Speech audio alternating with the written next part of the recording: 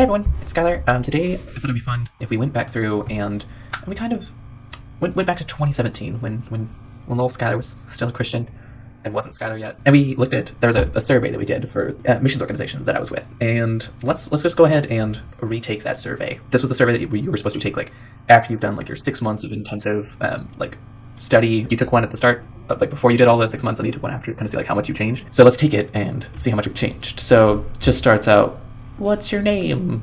What's your gender? Also, gender, it only gives male and female, so screw you if you're like non-binary or you don't conform to the two genders or you don't agree with that. But I would put female now. Got it! Next question. I'm beautiful and handsome. Hell yeah. Yes. The Bible helps me decide what movies and TV shows I watch. It's gonna be a pass. It's gonna be a no. Even when I was a Christian, no, I didn't. I watched what I wanted to watch, and that's, yeah.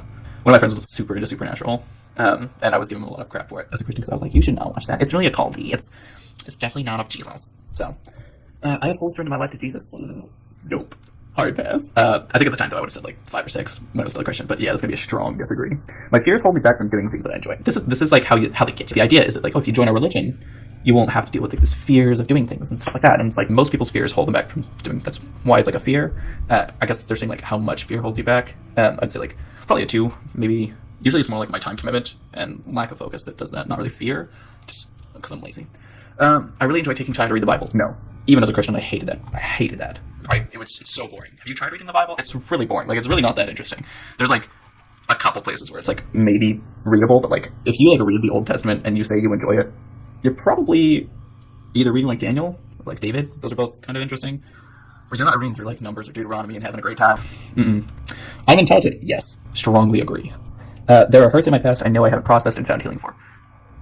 Don't go to a religion for this. Just go actually seek professional medical help, like professional counseling and stuff like that. I'm currently seeing a counselor. I saw a counselor over the summer. It's great. Definitely do it. Definitely get help. Religion. They do have people there that are trained. Good, but even then I would still recommend secular help more because if they're like, oh, let's just pray your problems away, it's not really going to work. I'm sorry. Have you hurts in your past? Most people have probably had something traumatic or something bad happen to them that they might not have fully processed. However, I have lots of bad life stuff, so I'd probably give like a 4 or 5 still. I can confidently share the gospel. I actually can. Yeah, it's not that hard. I get like a 4 or 5 maybe. Tomorrow is the financial deadline for like the bills for this organization, because this organization is actually fairly expensive to go to. We're talking like several $1,000s depending on where you go. So if you go to like a closer, there's different like locations for this organization. Depending on which one you go to, it'll be more expensive. So Jane has only raised $1,000 of her $5,000 payment. Billy has raised $4,500. Only needs $500 more. Jane prays and decides to give $500, half of her money that she's raised, to Bill. And the 1 through 6 on this is Jane is foolish, Jane is generous. You can be both for starters, but for me, I would see this as Jane is being practical. She's not going to go because she doesn't have enough money, and she decides that hey, her friend Billy here should go. Like he's close enough. She has the money.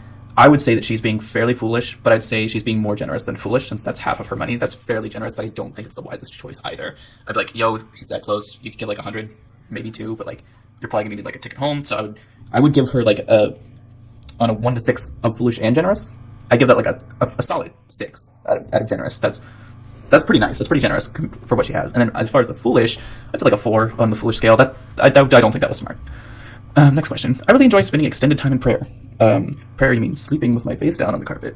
Yeah, that's really nice. I'm just kidding. There's a quote. It's 2 working hands is better than like 1,000 hands clasped in prayer. Like that's how I feel about extended prayer. Like if you feel the need to pray, cool, do it. Like you do you. But if you're going to spend like all day praying for something, spend 5 minutes praying for it while you're in the bathroom washing your hands or something, and then go out and do something that will actually work to change what you're working for, because that is going to be way more impactful than you just sitting in a room thinking about it. Questioning. When I envision the future, the Bible teaches how to run a government. No, it doesn't. It does not. Like if you follow like the laws in the Bible, you're going to end up with a really disgusting government, a not good one. So I'd say strongly disagree.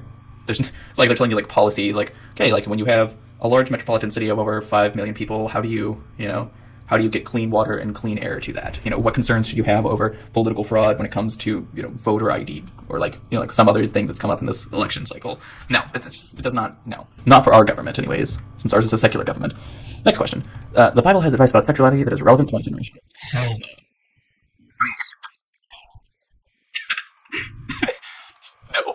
biblical advice about sexuality is horrible, incredibly outdated, not supported by research.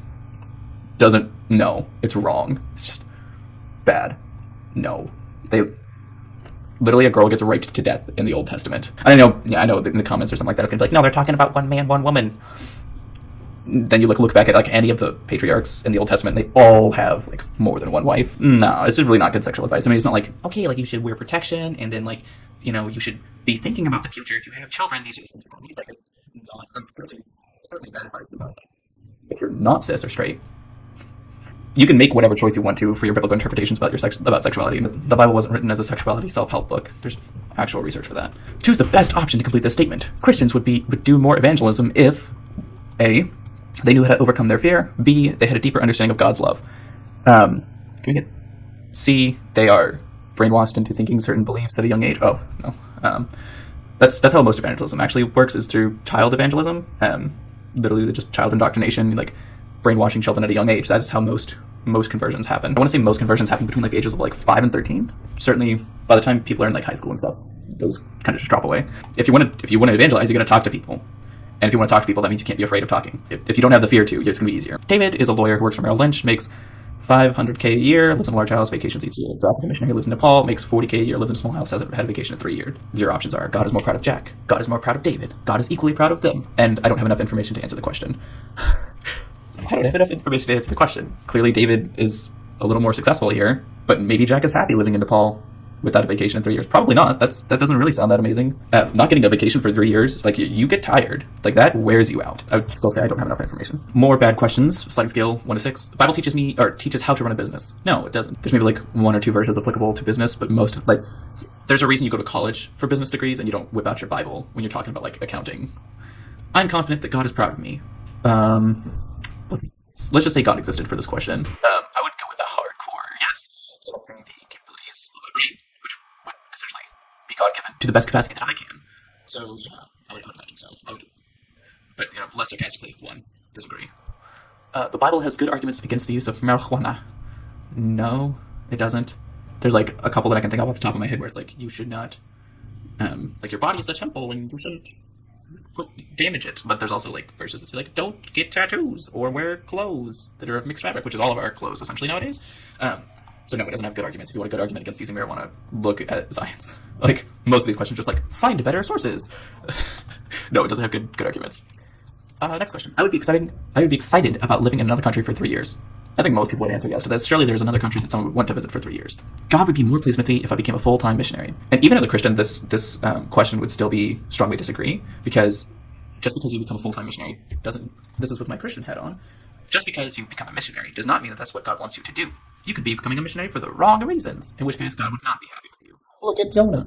Imagine that. He's like, hey, just go into this business field. God's speaking here, by the way. And you're like, no, God, I don't want to do that. I want to become a missionary instead. No.